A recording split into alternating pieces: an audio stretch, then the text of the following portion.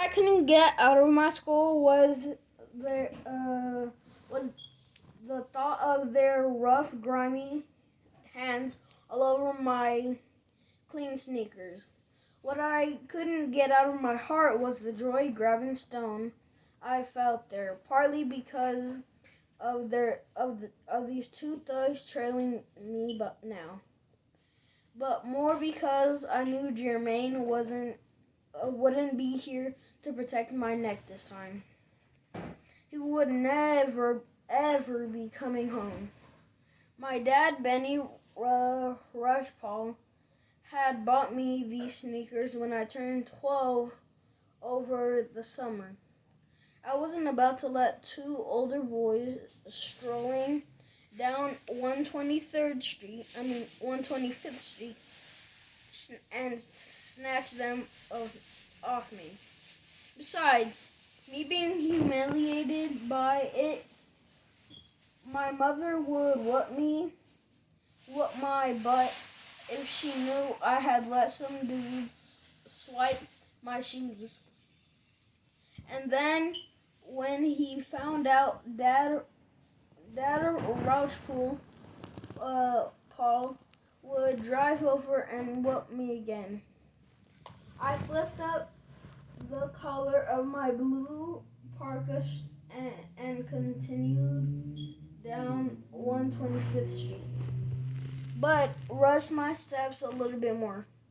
I heard the two boys following me quicken their pace.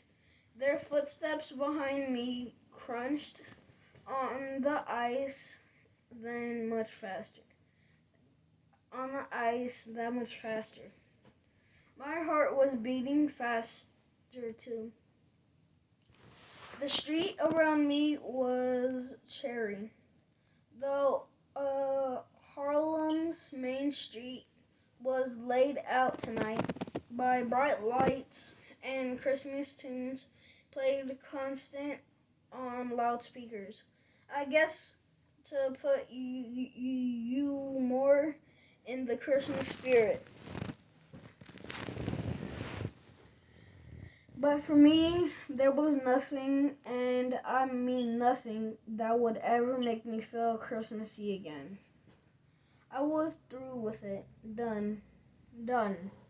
With all the Christmas music, wreaths, ornaments, and happy holidays shoppers. I had decided weeks ago that I would never be happy again because it wasn't fair. It wasn't fair to get robbed of somebody I thought would be there for the rest of my life. Someone who was supposed to spend this Christmas with me. Plus lots more Christmases. It always wasn't fair that I couldn't even walk down 125th Street without being harassed. Rushing along down the sidewalk, I glanced up at all the men who were passing me. All of them older and most of them black like me. I was the youngest one out here and one of the few who felt scared to walk down this street.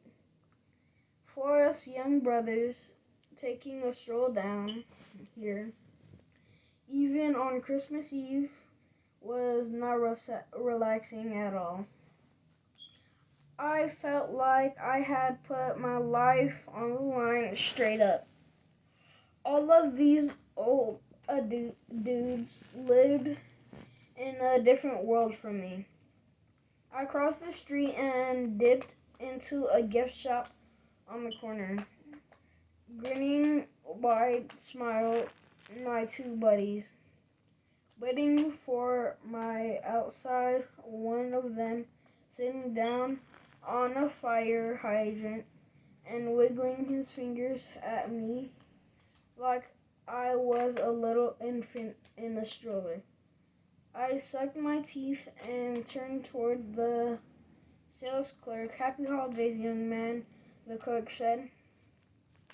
Hope you find something. For a minute, His eyes peeped outside at the two boys waiting. He frowned at them. I watched them leave inside with relief. The clerk cocked his bald head to one side. I need an excellent Christmas gift, I said. One for my mother and another one for her. Friend? And for my father, but I don't have much money. Last minute shoppers, he said, smiling at me. Come on, we'll get you straightened up. You're lucky we're open this late on Christmas Eve.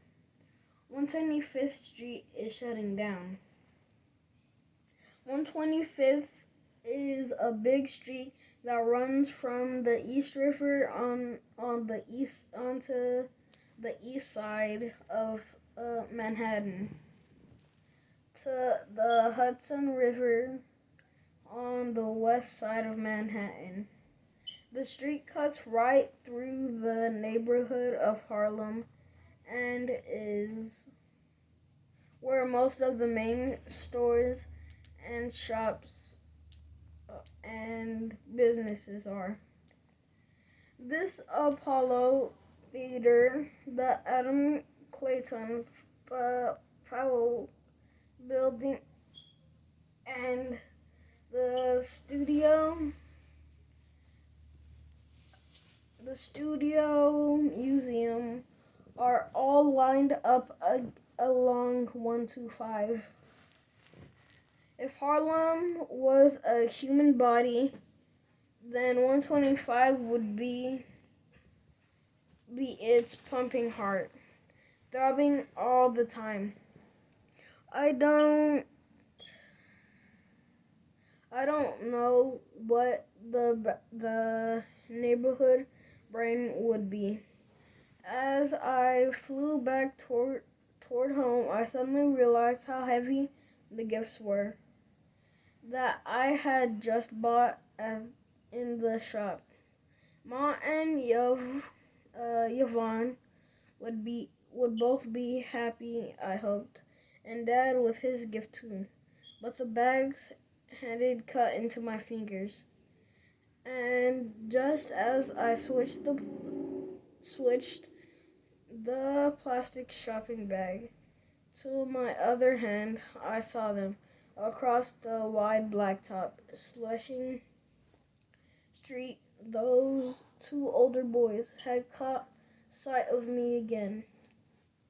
I started to step even faster down 125th Street toward Street Nick, hoping I could make it to the border before they could catch me. Where I live, it's all about borders and territories and crews. When you're a little kid in Harlem, you can pretty much go anywhere and do anything as long as you're careful. But when you start to get older, about my age, 12, things start to change. You can't go anywhere. You got to start worrying about crews like the Clinkus group. Groups of mostly boys and sometimes females who hang out together mostly for fun, but for protection too. And each crew got its territory in their neighborhood.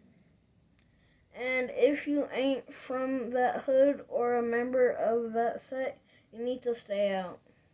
When I was young, I used to have a friend on the over on East 127th Street.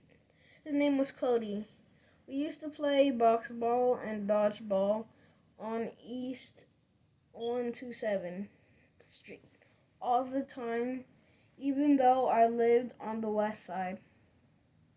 Nowadays, when I see Cody and he's with his crew, we don't talk at all. He just glares at me like I'm about to get jumped. He does it because we live in different places, and we're older, and we're older now. That's how crews work. So tonight, when I finally turn off of 125 and onto 8th Avenue, the boys following had stopped right there.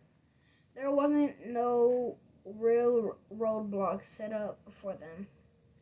If they had really wanted to, they could have kept on following me right up the block and straight into St. Nick, Street Nick projects. But if they'd done that, somebody would jump them boys, or worse. Yo, what up, Lolly?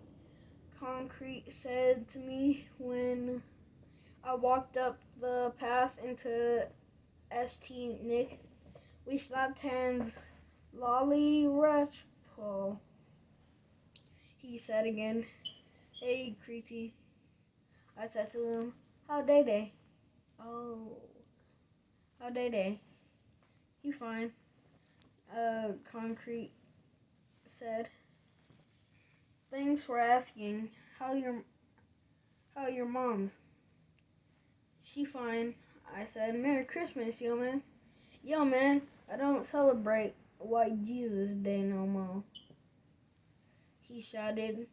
This is the holiday of the officers. Concrete about 30 was 10 years old than what Jermaine would have been.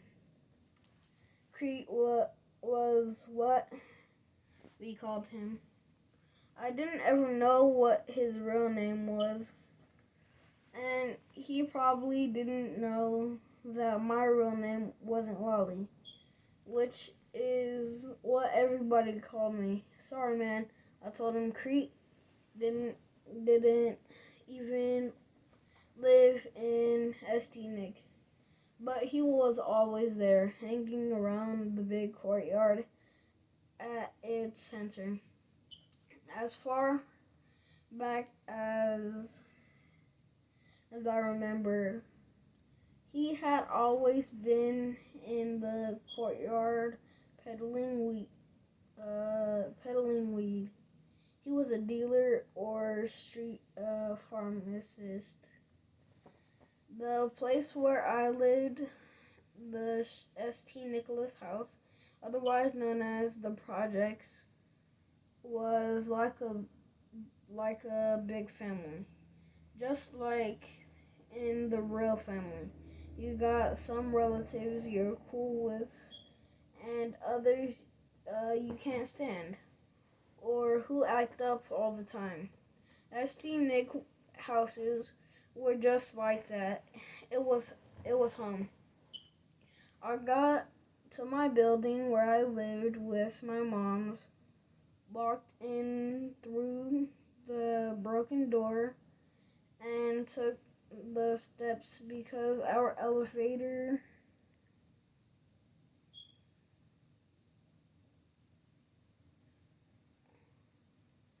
was jacked up too. The city didn't never fix anything. 7 flights of stairs, about half the way up, the stairway got dark. The lights on the floor had burnt out, meaning I had to be careful climbing the stairs in the gloominess. Because of the dark, forced my brain to concentrate more on the smell, which was mostly later repeat. Ew. You got used to it, though. The the the the pea smell.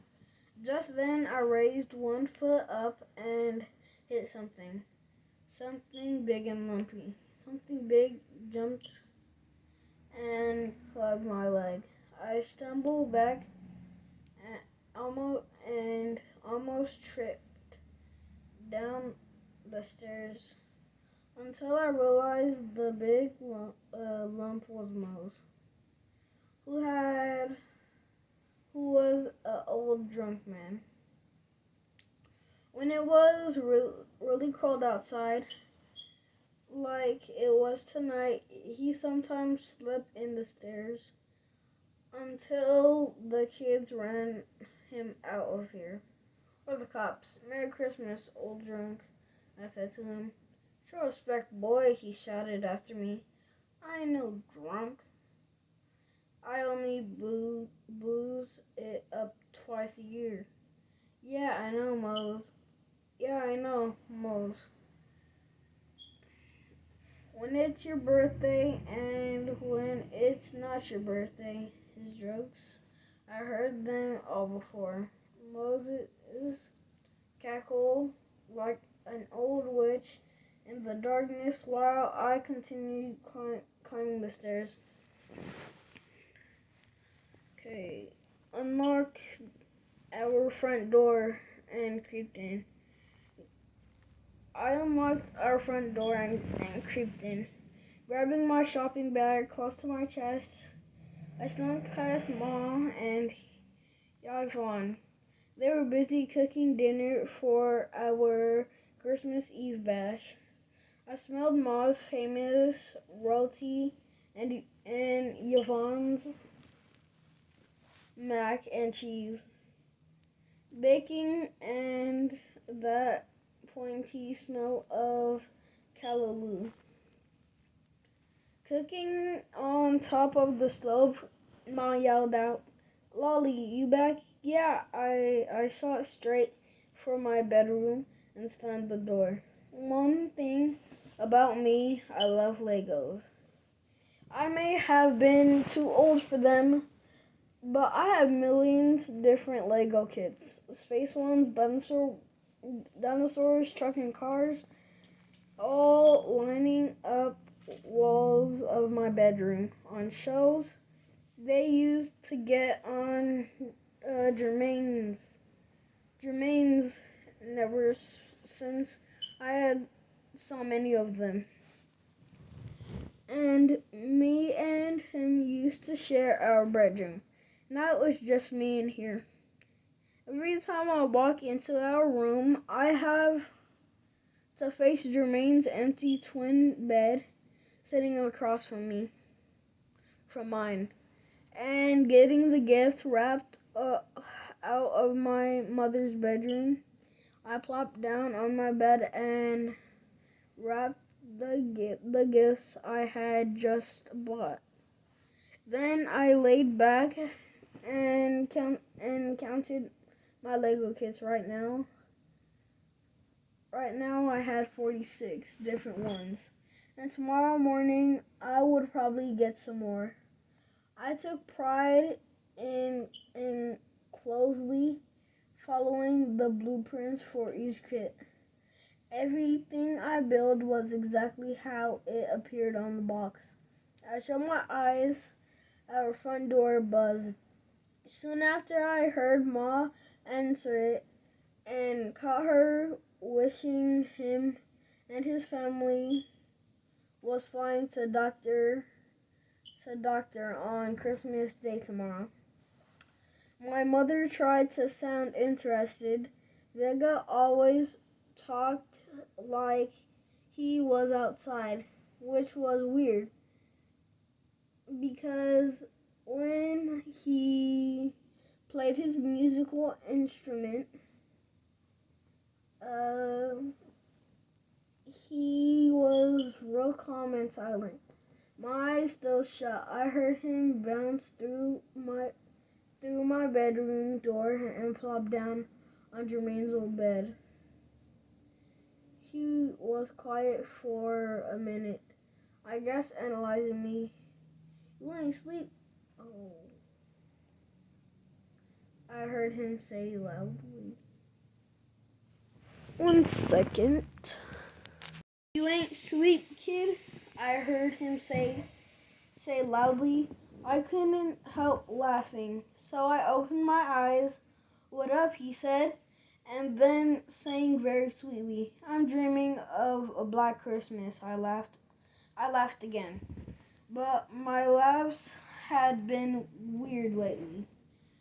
Uh, the good feeling that usually came with them only lasted a second. Then I fell right back to feeling all dark again. Vega knew this. He was my best friend. You think your ma got you to that smartphone you wanted? He asked. I shrugged and rolled over on my side. She says I'd put me in danger. I pointed an imaginary gun at him and pulled the trigger. She don't want to paint a big target on her boy's chest. Yeah, Vega stood.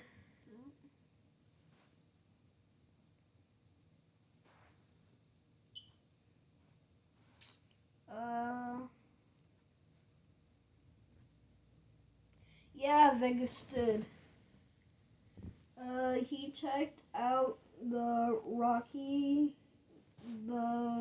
clown poster that hung on my wall.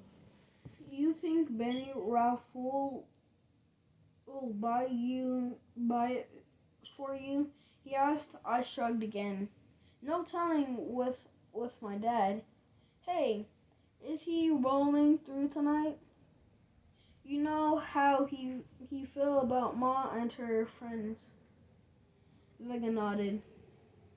Yeah, but how long her and Yvonne been dating? A long time, I answered. Commercial Casimiro. Vega lived one floor above me with his parents and little sister Iris. They looked basically black, and uh, you would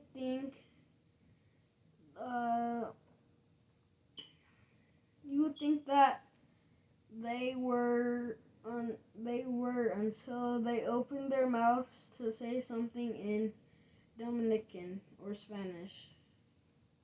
His mother couldn't speak English too proper.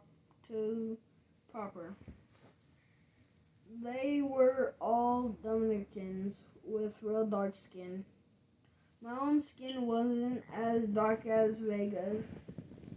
Mine was reddish brown and my cheekbones poked out a little.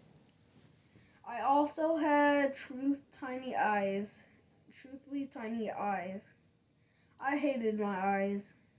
They were almost slights. I narrowed my eyes even more as Vega studied one of my Lego kits on a shelf. He said, uh, um, I got it on. We just found out. We just, she just told my mother at Thanksgiving. Vega picked up a city bus. I always got nervous when somebody uh, handled my Legos, but everybody knew already she acted just like a dude. Drives a big bus for the city. Vroom! Bunch, I said. Describe how she acted. Yeah, Vega agreed. He started giggling and almost dropped my Lego. Oh, my Lego model. Man, I shouted, be careful. Ain't nobody gonna drive your bus, he said and put it back on the shelf. He pointed toward my bulletin board with all my Lego blueprints. I could draw better blueprints than these. They should hire me, he said. Right, I sighed. I hope does does roll through for Christmas. You just want him to bring you that new phone. Vega shouted, laughing. I shook my head. I just want to see him. And right then, our doorbell rang again. I knew it was Daddy. And I jumped up to answer the door before Ma could. I thought that if she answered it and Daddy peeked in and saw her girlfriend in our kitchen cooking, he might turn around and leave. So I ran out of the front door, but there wasn't nobody there but our neighbor Steve. Now I liked Steve Jenkins. Don't get me wrong, he was tall and light-skinned and lived with his mom's right next door to us. Him and my brother Jermaine used to spend all their time together when they were little kids like me and Vega. My mother said,